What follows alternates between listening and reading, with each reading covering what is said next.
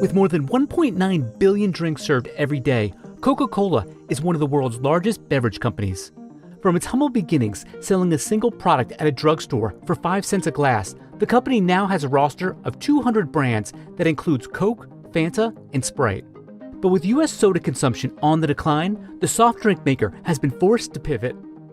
In 2021, Coke launched Topo Chico Hard Seltzer, the company's first move into alcoholic beverages in the U.S. in almost 4 decades. The company has also made recent investments into the sports performance drink category with Body Armor and the purchase of UK coffee maker Costa. And while the pandemic has caused major disruptions, in the first quarter of 2021, Coke reported net revenue was up 5% to $9 billion. We were very focused over the last 12 months on focusing on really improving our marketing. We cut the portfolio of brands in half. We got really focused on our innovation pipeline. We worked with our bottlers to really support the customers in new and different ways where they're open. And the sum of all that, along with a new organization we've stood up, has allowed us, as you say, to come back to the pre-pandemic levels. Coke is eagerly anticipating summer reopenings and vaccine rollouts. In the meantime, it faces a number of challenges, including further COVID-19 disruptions and ongoing tax litigation with the IRS. In November 2020, a U.S. tax court said that Coca-Cola had to pay the bulk of its $3.4 billion tax bill. Coke said it would ultimately prevail in litigation with the IRS, but that its potential liability could be as high as $12 billion. So after 135 years in business, can the soft drink giant stay on top? And what will the secular decline of sugar-sweetened beverages in the U.S. mean for the future of Coca-Cola? Coca-Cola traces its history to a soda fountain in Atlanta, Georgia. In 1886, pharmacist John Pemberton created a caramel-colored syrup, took the mixture to a nearby drugstore where carbonated water was added and the drink sold for 5 cents a glass.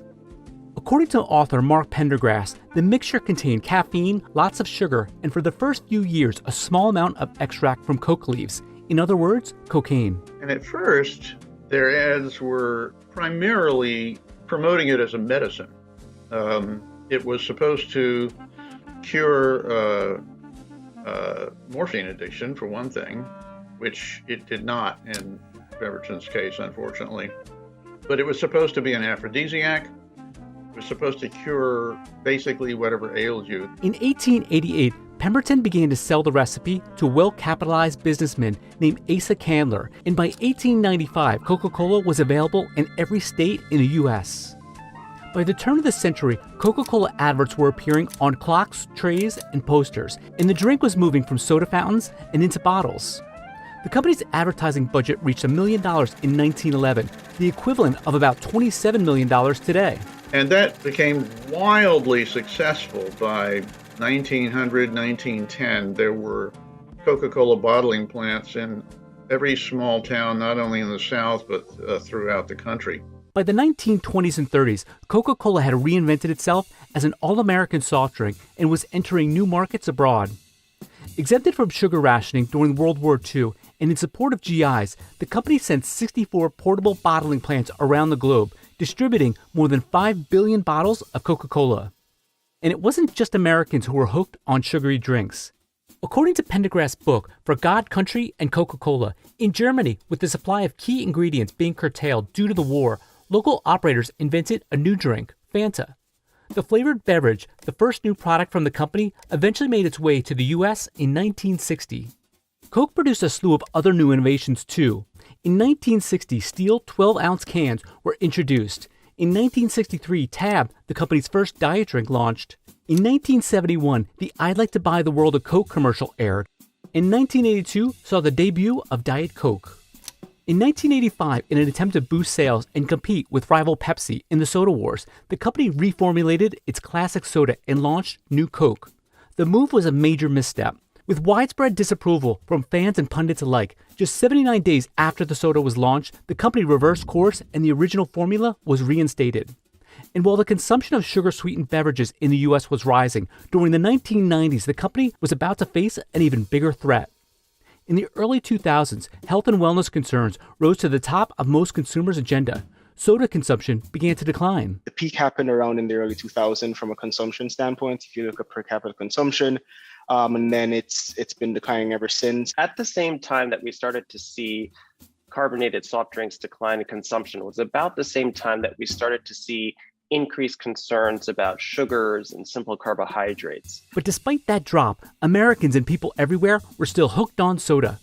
Between 2011 and 2014, almost half of U.S. adults were drinking at least one sugar-sweetened beverage a day. The soda market in the U.S. is a $38.5 billion business, according to IBIS World, and includes companies like PepsiCo, Keurig Dr. Pepper, and of course, Coca-Cola. With consumers mostly stuck at home, foregoing restaurants, concerts, and sporting events, the pandemic has been a mixed bag for soft drink makers. PepsiCo announced first quarter 2021 net sales reached more than $14.8 billion, almost 7% higher than a year earlier, fueled by pandemic snacking in its Frito-Lay division and higher sales of drinks like bubbly sparkling water and Starbucks ready-to-drink coffees. With more people reaching for a caffeine fix while working out of their home office, Keurig Dr. Pepper's coffee business got a jolt too. The company announced first quarter 2021 net sales of $2.9 billion, more than 11% higher than the prior year. And while Coca-Cola saw 2020 net revenue decline 11%, the soft drink maker bounced back with first quarter 2021 net revenue of $9 billion, up 5% from a year earlier. Coca-Cola has really been hit hard by the pandemic, and they're definitely not out of the woods yet. Whilst there is uncertainty and volatility, particularly in the near term ahead of us, we feel confident about the corridors we're setting for the top line and the bottom line guidance, and we believe that we'll be able to emerge stronger from this crisis. A major issue for the soda giant, according to one analyst, Coke has more exposure to restaurants like McDonald's and sports venues than its peers PepsiCo or Keurig Dr. Pepper. What that means is they had a lot of market share to lose in those channels. And so as those channels closed, they had obviously disproportionate impact in terms of their revenues and their market share. To make up for that loss, the soft drink maker slashed its global workforce in 2020 by about 11% and trimmed its roster of brands from 400 to 200. Tab, the company's first diet soda, was cold. But Coca-Cola has several key advantages that will allow the company to reinvigorate its business, according to analysts. For starters, Coke's diverse geographic position should provide the company with a steady stream of growth. Coca-Cola products are sold in more than 200 countries and territories worldwide. Coke also has one of the world's largest non-alcoholic beverage distribution systems and derives more than 40% of sales from developing and emerging economies with a growing middle class. In 2020, Coca-Cola had net operating revenue of $33 billion. Almost 66% of that came from outside the U.S. And in developed markets where Coke is firmly established and competition is rife, the company has proven profit growth strategies driven by innovation. Even in the US, as soda consumption has been declining, the value of the category has still been increasing. According to Johnson, one strategy Coke uses is price pack architecture, which generally refers to consumers' willingness to pay extra for packaging innovations. In Coke's case, it discovered consumers not only preferred smaller-sized drinks, but were willing to pay more per ounce for them. Another key advantage, Coke has positioned itself in an area of the supply chain that is less capital intensive and requires less labor and overhead than rival beverage companies like Pepsi.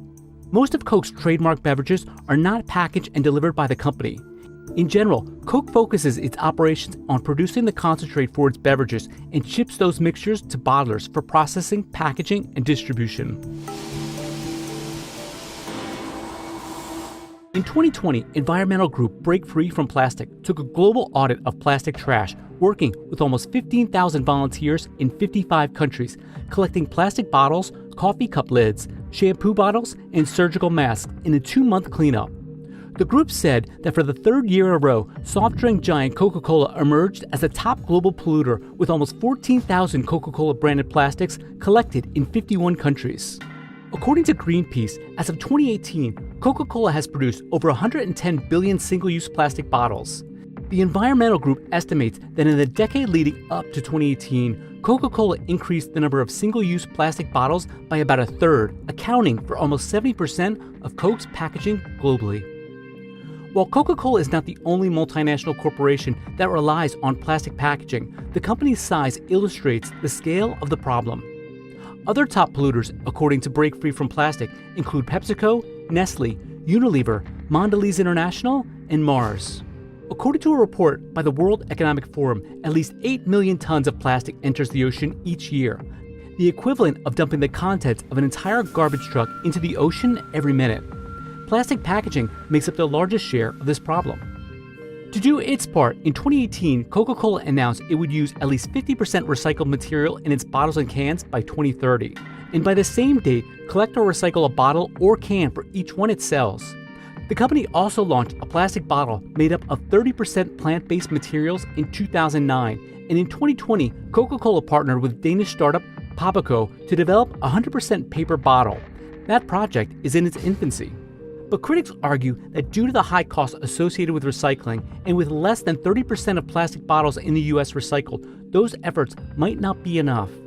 Another criticism Coca-Cola has faced is over its water use. About a third of Coca-Cola's bottling plants operate in water-stressed areas, and more than 73% of the water used by the company goes to growing ingredients like cane sugar, oranges, and apples. To improve water efficiency, the company reduced or removed water use in its manufacturing process. In 2004, Coke was using 2.7 liters of water to make 1 liter of product. By 2018, it was using 1.92 liters of water to make 1 liter of product. The company also announced in 2016 that by replenishing watersheds and partnering with organizations, it was returning 100% of the water used in its drinks back to the environment and to local communities. With the pandemic slowing down its North American fountain business and its Western Europe away-from-home channels, Coke saw a 4% decline in the sale of sparkling soft drinks in 2020. Clearly, the consumers have adapted, and the ones that I think are very likely to stick are clearly a big uptick in e-commerce. Obviously, e-commerce is much more important to a number of other sectors. It's really started to accelerate in terms of grocery, in terms of beverages. I think that will endure. And I don't mean e-commerce just in terms of what you buy to have delivered to the house, but also in the away-from-home channels, the amount of takeaway, the amount of delivery. But it may be new product offerings that have the biggest impact for the soft drink maker. Roughly 25% of Coca-Cola's revenue was generated from new or reformulated products like Coke Zero and Coke Energy in 2020, compared with roughly 15% 2 years ago, according to Morningstar. In 2021, Coke launched Topo Chico Hard Seltzer, the company's first move into alcoholic beverages on its home turf in almost 4 decades. In 2019, hard seltzer's volume more than tripled. Very early days for Topo Chico Hard Seltzer in certain countries in Latin America and also Europe, but we're very exciting. Good consumer reaction, good customer reaction, good rates of sale. Very early days and coming very soon to the US. The company is investing in other categories too. In 2018, Coca-Cola acquired a minority ownership stake in sport drink maker Body Armor. And in 2019, Coca-Cola completed its $4.9 billion acquisition for Costa. Costa has over 4,000 coffee shops in Europe, Asia, and the Middle East, and offers everything from vending machines to ready-to-drink products. The coffee segment globally is growing 6% annually. And with health and wellness concerns at the top of most people's agenda, it could be innovations in the soft drink maker's traditional soda business that brings in some of the biggest gains. There are consumers shifting towards lower calorie beverages, and we're certainly behind that trend. Coke Zero Sugar not just is growing in 2021 in the first quarter, but actually grew in 2020. And while Coke might not recover as quickly as its peers, because much of its business is outside of the US, where vaccine rollouts and economic conditions remain uncertain, analysts say the company can expect a strong recovery. Globally, the rate of vaccination, the rate of reopening, all of that is going to vary by country. It'll very much translate into Coke's business. And so it definitely will not be a linear recovery for Coca-Cola, but a strong recovery nonetheless, we expect in 2021.